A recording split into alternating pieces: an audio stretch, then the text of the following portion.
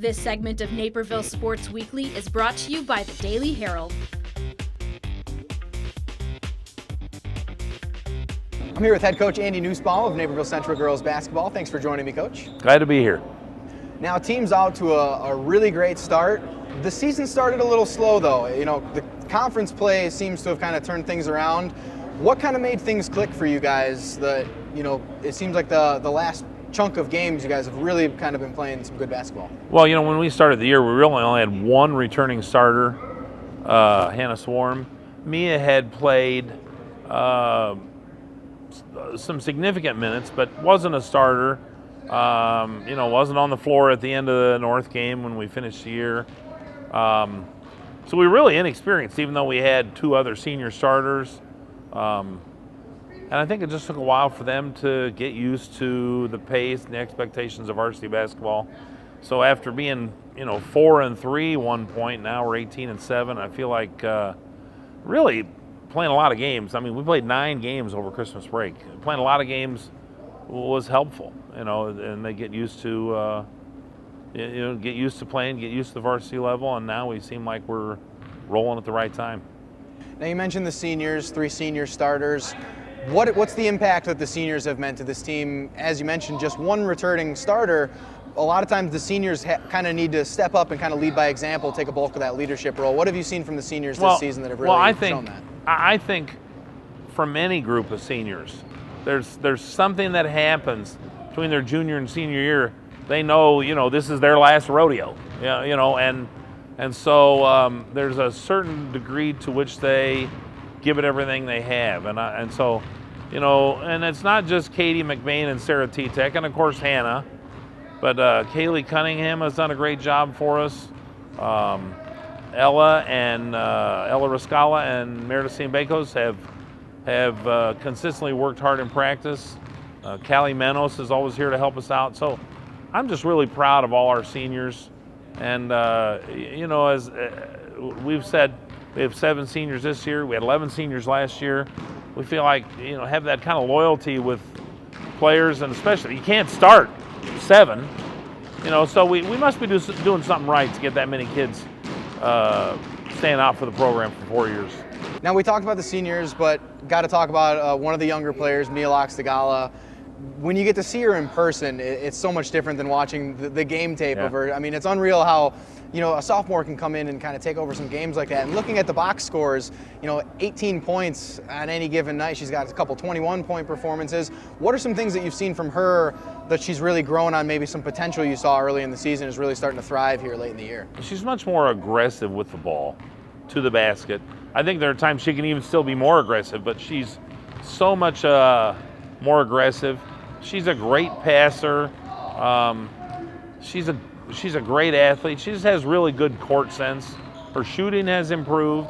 I mean, she improved from last February to this November. But even since we've started, she's gotten better and has become, somebody we count on. And, Hannah helps her run the point, but Mia largely runs the point for us, and that's a pretty large responsibility for a sophomore, and we don't even think twice about her being a sophomore. I mean, it just seems very, very normal and relaxed out there. And when she made that buzzer-beating 3 against Wheaton North last year as a freshman, it was like she's either cool as a cucumber or not too naive to know what she just did. Yeah. But she's got a really calm demeanor, and I think it helps her perform well. And any given night as well, it seems Swarm and Loxtagala can both kind of team up and have just monster games for you as your top 2 scoring options. What have you seen from that duo, just in their way that they can play together, that can kind of maybe compare to some other great scoring duos that you've seen throughout your coaching career? It's tough. It's tough when you have 2 great players on the perimeter for people to cover both of those players. When you're talking about scorers, I mean, Emma Ondyke was a great scorer for us. Kelly Hendrick was a great scorer for us. When they played on the same team, it was hard to shut both of them down. Going back to, the post-state tournament days when Erica Carter and Lauren Grahowski were juniors and seniors. They were both great scorers, and it's tough for teams, particularly when you're perimeter scoring. It's tough for teams to shut down 2 players on the perimeter, and not just Hannah and Mia, but the whole team. This is as unselfish a team I've had in a long time. Sometimes we pass one too many times, but they are great about sharing the ball, and I think it shows up in the level of success that we've had. Now, you've had a lot of success as a head coach as well, and not only in basketball, but looking at what you've been able to do softball-wise as well. You made a pair of trips to state in both sports, a couple of state championships in girls basketball. You were able to get your 1,200th career win a few weeks ago, and first of all, congratulations. Thank you for that. But what did that accomplishment mean to you? Not really a big ceremony, but just getting the recognition. It was a great crowd here at Naperville Central that day when you got that win, and just knowing that that is a pretty difficult accomplishment to come by. Well, I guess the first thing that comes to mind is what Bob Sir used to say. That just means I'm old. If I've coached in that many games, but. Success is definitely personally gratifying. I mean, I'd be lying to you if I said, well, it doesn't mean anything. There's a certain, you feel like you have measuring sticks, and one of them is games you've won. But, and so it's very gratifying to have that kind of thing. I mean, 1,200 wins is a lot of wins. But I would hope that, and I said this to Candace when she came here, 16 years ago. I want you to know that I care about you as a player, but I hope when you're done, you realize that I care more about you as a person. And that's really kind of my goal with all the players I coach. I hope they know that I care more about them as people. Of course, it's nice to win, but hopefully the relationships the girls form with each other is something that lasts beyond the thrill of winning games.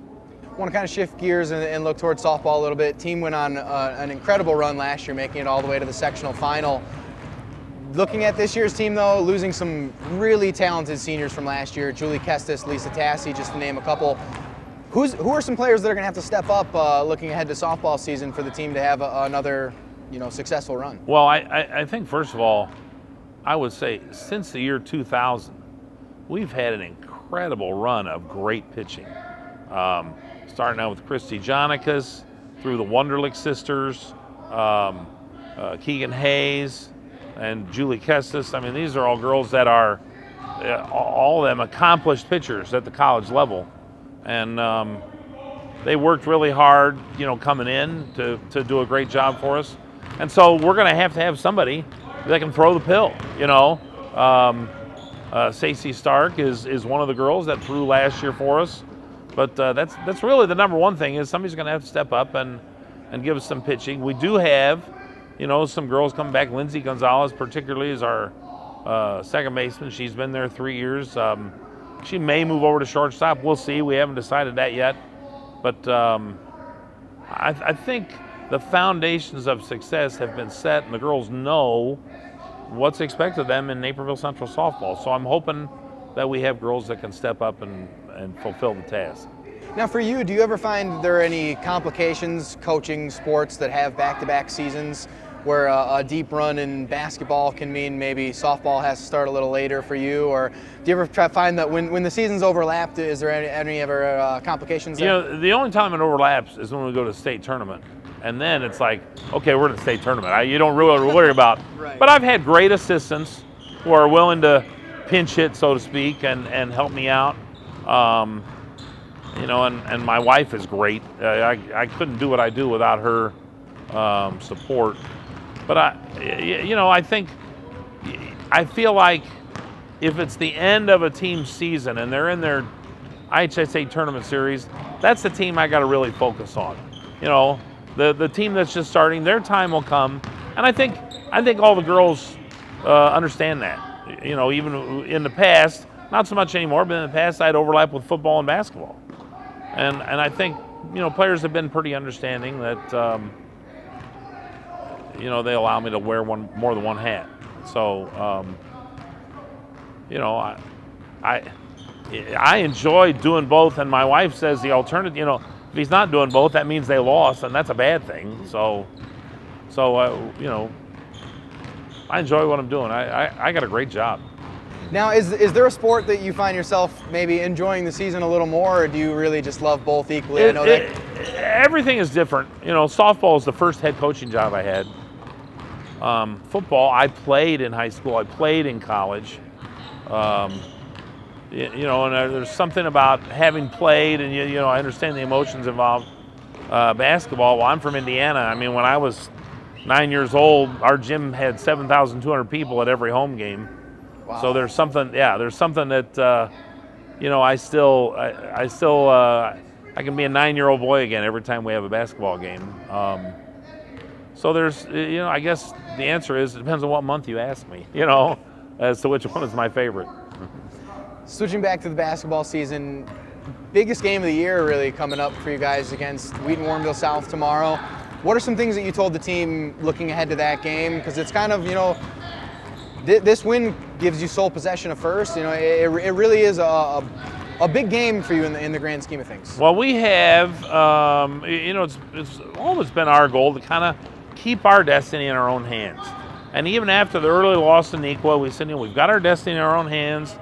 And Lake Park played great up there and beat us. And we still get to play Wheaton South twice. And now we're even with them. But we've always felt like we've got our destiny in our own hands. And now the opportunity is here, and we have to step up and perform. And I feel like we did that last Tuesday at Nequa, performed pretty well. We're fortunate to have Wheaton South come here for the first of the 2-game set. So we need to step up and get the job done. Is there a specific thing that you've seen from this year's team, kind of that marquee win that really shows that this team really has what it takes to make a strong run after winning, or after hopefully winning conference? Or is that kind of marquee win still on the horizon for you guys? Well, I think the Nequa win was a great win for us to go down there and beat them, and they've got 2 Division I kids handling the ball. But I kind of think, and that's the funny thing about here, we're so close to the end of the season, but I'm not sure that big win has happened yet. And I don't know if it's tomorrow night. I don't know if it's a couple weeks from now. Who knows? But I think our girls have been pretty consistently, what's the word I want to use? They've had a great approach to every game. And these girls have done everything we've asked them to do. I guess maybe I should say they've tried to do what we're asking, and I think as a result we've been pretty successful. Well, best of luck the rest of the way, and hopefully you guys can hopefully you can make your 3rd trip to state, and best luck for softball season as well. Well, thank you. At this point we're just trying to win one game at a time. Yes. We want to go 1-0 tomorrow, and then we'll worry about the other weeks after that. But that's really kind of how you win a championship is we can't win 5 games tomorrow, so we got to win one. Right. Great way to put it, Coach. Thanks again for joining me. Okay. Thanks, Nico.